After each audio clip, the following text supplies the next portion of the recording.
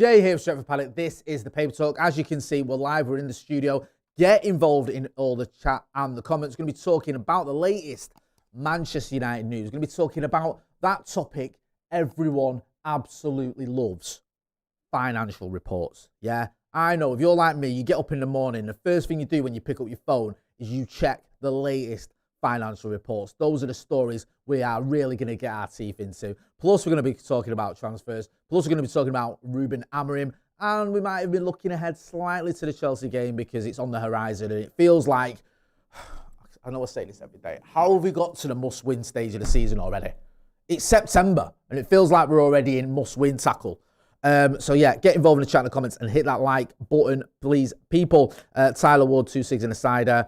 Danny Sabath, Brown Knight, Liam Cohen, Akash K, Phobos Taco Man. Dan Osborne says, do you think we would have sold Hojund if the money was there to not have to sell? We need him badly while Sesko adapts. I don't know. There you go. There's my answer. I'm not sure. Sandra Notch, Jay, yes. Let's get into it. Let's talk about PSR. Yeah? Quite fitting, innit? That you can see the 666 there. Sort of sums up how everything's going at the minute for Manchester United. Evilly. So it says Manchester United still face transfer limitation despite 666 million PSR boost. Now, I'm not a financial expert by any stretch of the imagination, but none of that seems to make much sense to me. What is going on? How do we still face transfer limitation when you throw in hundreds of millions of pounds about? Let's get into it. So I'm going to try and be as quick as I can talking through this because me and Scotty did Paddock Live last night and he was explaining, he was reading out what was going on, and I'm not going to lie, he lost me halfway through. I think he lost himself halfway through because it's a little bit tedious, but we'll get into it. United announced record revenues in their financial results despite the club recording their worst season on the pitch in 51 years. The results for the fourth quarter ending June the 30th, 2025, show revenues of 164 million, a contribution to record revenues of 666.5 million for 2025. Oh, nice. Despite finishing 15th in the Premier League and losing the Europa League final under Amorim, United have enjoyed a good financial year off the pitch. Commercial revenue stood at 88.2 million, 333.3 in fiscal, while matchday revenues hit 37.2. 160 million in total for the year. In the released accounts, the club also added that it remains committed to and in compliance with profit and sustainability and UEFA's financial fair play regulations. So we are making a bit of dough and we're going to play by the rules. As we settle into the, just go down a little bit, settle into the 25-26 season, we are working hard to improve the club in all areas. Yeah, you need to work harder. On the field, we are pleased with the additions we have made, blah, blah, blah, blah. Talking about the investment in the in Carrington as well. And also the bit about, regeneration of the ground. Scroll down a little bit so I can get that top line. So we've generated record revenues during such a challenging year for the club, demonstrates the resilience, which is a hallmark of Manchester United. Our commercial business remains strong as we continue to deliver appealing products and experience for our fans and best-in-class value to our partners as we start to feel the benefits of our cost reduction programme, blah, blah, blah, blah, blah. You know what? It doesn't demonstrate the resilience of which is a hallmark of Manchester United. It demonstrates the dedication of the fans because all that revenue is coming from fans who still go to the games, who still get behind the team. We've been served up some utter dross over the last year or so. Let's be honest, we have. But we still keep going. We still keep getting behind the team. And we still keep, spending our hard-earned cash. So this is why Manchester United are making money. Because we've got a huge fan base. And that fan base, whether that's going to the games, whether that's watching from afar, gets behind this team, spends money supporting this team, makes sacrifices supporting this team. And now we need to see the club and the players and the team and the squad and everything around Manchester United do the same for us. Because far too often, I'm left scratching my head after a game going, why aren't they turning up? Why are we watching all our rivals playing in the Champions League, winning trophies, challenging for the top honours, while we're kicking around the bottom half of the table, wondering whether this next game is going to be Ruben Amorim's last? It's not good enough. They need to fix up. It goes on to say here, it means that despite the positive numbers from the announcement on Wednesday, another transfer window of activity isn't expected. PSR rules insist that clubs must not lose more than 105 million over 3 years, and the club's lack of European football this fiscal year means they will bring in less revenue in the next results. like we tried to put a spin on it, didn't we? Say we, the club, maybe even Ruben Amorim to a certain degree. And listen, even I'll say we, because there was a part of me that did that as well, of this idea that no European football could be a positive. One game a week, yeah, we can be well prepared for it. We can have that rest that other teams haven't got. We're playing Chelsea at the weekend. This is an opportunity to see whether that is actually true. I think they've had a trip to Bayern Munich. Tough game there, one of the toughest games you can have, trip to the Allianz. And we've had no football since the derby. So you'd think, right, okay, this is an opportunity to show that it can be beneficial having no European football. If no European football doesn't equal better results, better performances, and you haven't got the revenue, then it is a complete disaster for Manchester United to not be in the Champions League or the Europa League or even the Europa Conference, whatever it may be. You've got to remember as well that even if United are in the Europa League, we still have a lot of revenue from that because we still sell out Old Trafford, or at least get 60,000 fans through the gates at Old Trafford for European nights. So it's not like, oh, we're in the Europa, who cares? It brings in dough, and that dough, if it's reinvested into the team in the right way, can move this club forward. So it's massively frustrating that we're not in the European competitions. And the only way it can be less frustrating is if we start seeing results this season, because we haven't got as many games. But so far, that hasn't materialised. Get involved in the chat and the comments and let us know what you think. C-Fence as well said about the fans, Jay. I get up in the wee hours of the morning for most games. Listen, I have got respect for fans no matter where you're from, because I've been to Thailand, Australia, America with the channel and watch United, and you meet fans that get up at daft o'clock to watch the games. And then, if it's a midweek game, you're getting up in the middle of the night, you're watching the game, then you go to work. More often than not, you go to work after watching a defeat. So I get that every fan, whether you're making sacrifices to go to the games, whether you're making sacrifices, getting up in the middle of the night, whatever you're doing, a lot of us make sacrifices to get behind Manchester United, and we just need to see that sort of not rewarded, but we need to see it returned. I just want to see those same sort of efforts. Kevin Credible says, I think Chelsea rested about 30 players for the Munich game, though. So we have a look. Bear with me.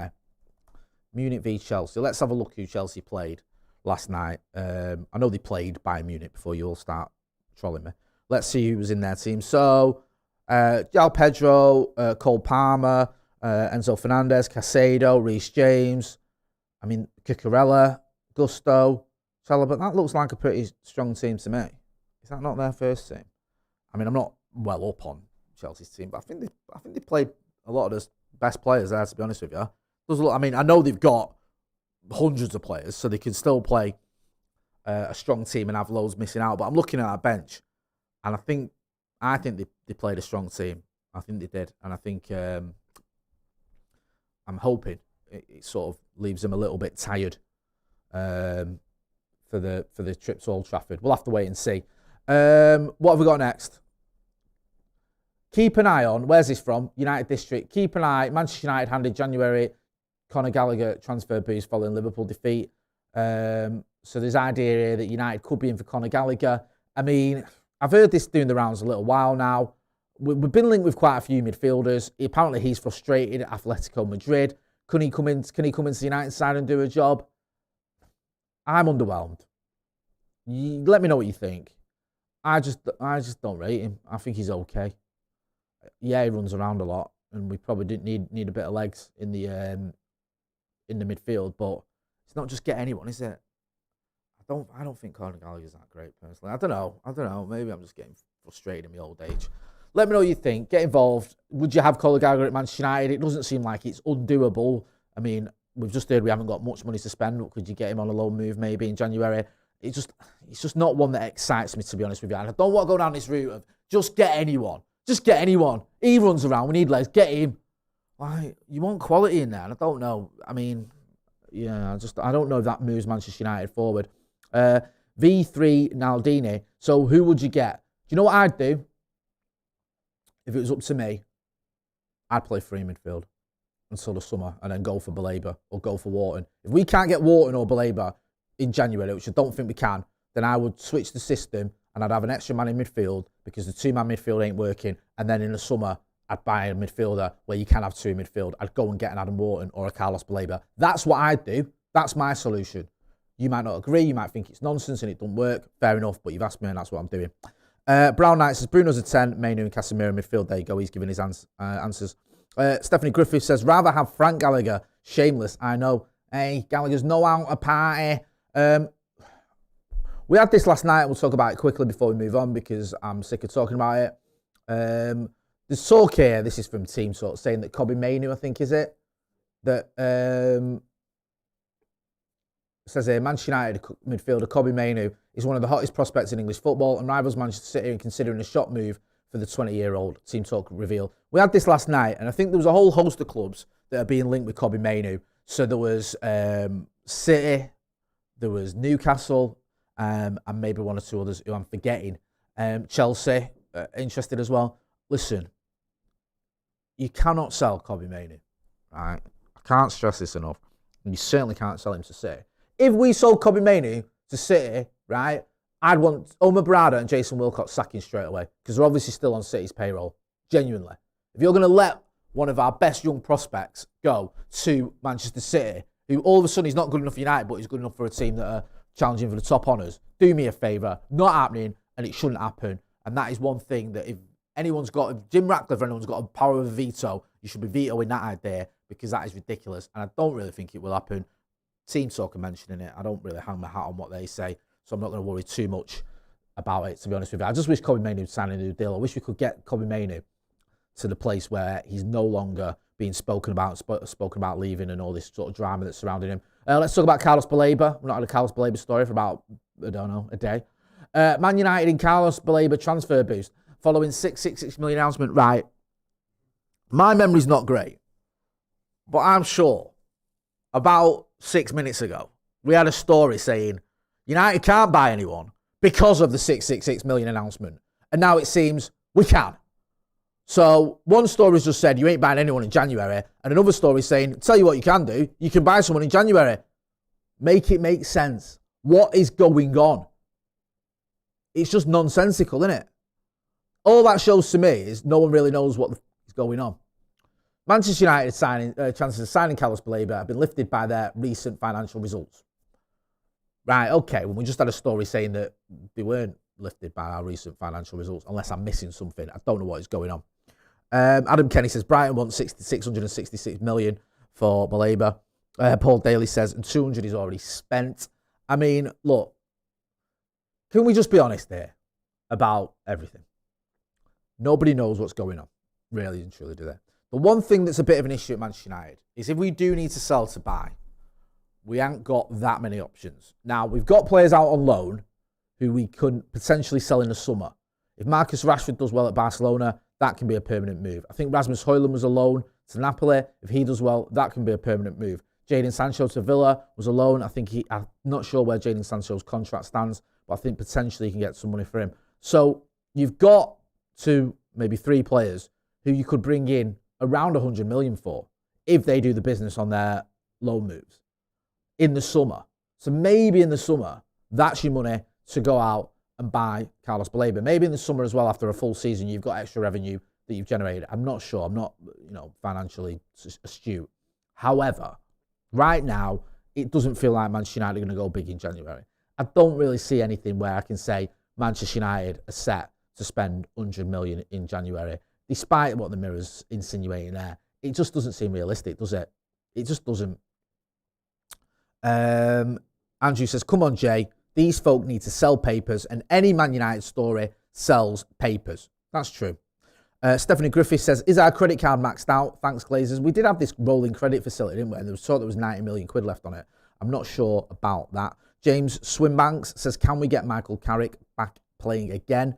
I Hunt for Static says, you're being modest, Jay. You're a stocks and shares tycoon. I do have 15 quid's worth of stocks in shares in Manchester United, so I am a bit of a tycoon, to be honest with you. I'm surprised, actually, the club haven't been in touch with me to ask my opinion on it, because you think being a shareholder, I'd have to veto, can't even say it, veto any sales. Never mind. This is going to anger me, innit, producer Ben? Yeah. He said, yeah. Go on. Donnarumma says he's worried about 2 dangerous Man United players. 2 dangerous players Man United let leave in the past 12 months. So, Donnarumma, who went to City, in case you didn't notice him playing in the derby and saving that shot from Brian Mbumo, He's worried about Scott McTominay and Rasmus Hojund because City play Napoli in the Champions League. Imagine being in the Champions League. Pathetic. And he said, in the Champions League, you always have to give something extra. For me, one of the most dangerous is McTominay, but I'm also thinking about Hojund. This ties in with Antonio Conte, who's been speaking, I think, ahead of the game. And he sort of said how surprised he was that United couldn't get the best out of McTominay. He says, I knew him when he played with Manchester United because I coached 2 times in England. He was obviously at Chelsea and he was at Spurs. I saw great potential in this player and was asking why Scott McTominay is not dominant in England because he has great potential. When the possibility happened to sign him for Napoli, honestly, in the first moment, I didn't believe that it could happen. It happened, and now he is enjoying it. For a player like him, who was born in Manchester United, and there is a point in your career and life where maybe you need to change and to try another experience. It happened with us, and we are really, really happy because we are not only talking about a fantastic player, but a fantastic man.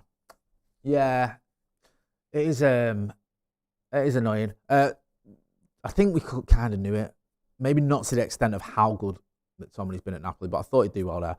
Also on Rasmus Hojund, I knew Rasmus because he played with Atalanta and then came to Man United. In my opinion, we are talking about a player with great potential, and he's only 22, so he has a whole career ahead of him. Yeah, I mean, look, I think we've all been a little bit frustrated. Not just the fact that we sold Scott McTominay. Like, I think there's a lot of fans who actually wanted Scott McTominay to move on or felt it was right for him to move on, didn't think he was quite good enough for what we needed. Who now might say, oh, well, we never should have sold him. The issue for me is we've not improved since he left. We didn't buy anyone with that money. Like, we bought you Manuel Ugarte, didn't we, basically? But Scott McTominay going out meant Ugarte could come in. And he's not really done what we was hoping he would do. I think had he come in and done what we expected or hoped, people wouldn't have as much of a problem with Scott McTominay going. But Ugarte, I know he started at the Etihad, but he doesn't even start most weeks. He didn't start in the Europa League final. We don't know if the manager rates him. Eric Ten Hag didn't rate him. He didn't really play him. It just seems like we sort of wasted Scott McTominay in many ways. Unless Ugarte sort of, proves me wrong and turns it around, because he's only in his second season and the beginning of his second season. So he's still got that opportunity. But it just feels a little bit like it was a sort of wasted a bit of a mess. Like we got rid of McTominay, and we used that money to buy Ugarte, and Ugarte's not really done much. Meanwhile, Scott McTominay has won a Scudetto. I think he's been nominated for the Ballon d'Or or something stupid. Just literally anything you can think of that makes him look good, he's done. Scored loads of goals, won the biggest trophy he could win there, and smashing it. And meanwhile, we're still struggling in midfield. Get involved in the chat in the comments and let us know what you think about all of that. There's an article by our mate, Mark Critchley. He was here on Monday. It says, Rasmus Hojund is back in Manchester this evening. He wanted to stay, but eventually accepted his feet in a meeting post-Grimsby. I do feel a little bit sorry for Hojund. And, he scored on his debut as well against Fiorentina. I think it took him about 10 minutes, didn't it, to get a goal. But he said he wanted to stay. He said that, he felt like he could do his job. But after the Grimsby game, it became clear he wasn't going to get an opportunity. He wasn't wanted at Manchester United. He'd been left out of the squad, and the losing in the Carabao knocked off some games that he could have played. And obviously no European football. This is what Mark's getting into in his article. It was obvious. That he had to, his future lied elsewhere. It also says that if Napoli qualify for the Champions League, then I think his permanent transfer kicks in for 44 million euros. Just didn't happen for him, did it, at Manchester United? Just one final one. Jose Mourinho, remember him? I love how it's still former Man United boss, isn't it? This is Sky Sports. They know that's how you title Jose. He's gone to Benfica. After 25 years, Mourinho was sacked last month by Fenerbahce just after a year in charge. The former Manchester United boss returned to Benfica, where he was briefly in charge between September and December in 2000, so 4 years before he won the Champions League with Porto. So yeah, it's a bit sad, really, with Jose. How he's not really moved with the times, has he? Because I think tactically, he's one of the best managers around, or he's certainly been one of the best managers in sort of the modern era. You can't argue with someone who's won 2 Champions League at 2 unfancy clubs as well, Inter and Porto. Albeit United were robbed against Porto with that Paul Scholes goal that should have stood, that was disallowed, despite the fact that 2 people would keep playing him on side. However, you can't ignore that. You can't ignore the fact he went to Chelsea and set some records there. Even at United, I know it ended pretty badly, but he won a couple of trophies, didn't he, in his first season. So there was a time when Jose Mourinho, he had that aura, didn't he, as the kids say, and he was able to get results, and he was able to get results with unfancy clubs like Porto and Inter. But he's just lost his mojo, I think. You look at his career trajectory. It's United, isn't it? United does that to anyone. To go to Spurs, get sacked. Roma, get sacked. Fenerbahce, get sacked. It's not been a happy time, has it, for the special one? Akash cases, Jose collects trophies. He does win trophies. He does, to be fair with him. He won trophies at United. He won trophies at Roma. He even got Spurs to a cup final, and Daniel Levy sacked him the week of the final, which made 0 sense to me. Anyway, before we go, in case you didn't know, and if you don't know, now you know, we've got the Paddock store. We've got our new line of Stretford Paddock merchandise. So go and check that out. Being modelled by me, Adam McCullough, Stephen Howson and Joe Smith on there. Go and have a look at it. Hoodies, sweatshirts, t-shirts, all Stretford Paddock stuff. So go and have a look at that. I'm going to be back later on today with Off the Bar. Me, Howson, Macca. Yeah? Also, we're going to be looking ahead to the Chelsea game. Another must-win game for Ruben Amorim's Tricky Reds. They never ended it. I've been Jay Moy. This has been the Paper Talk. Thanks for watching.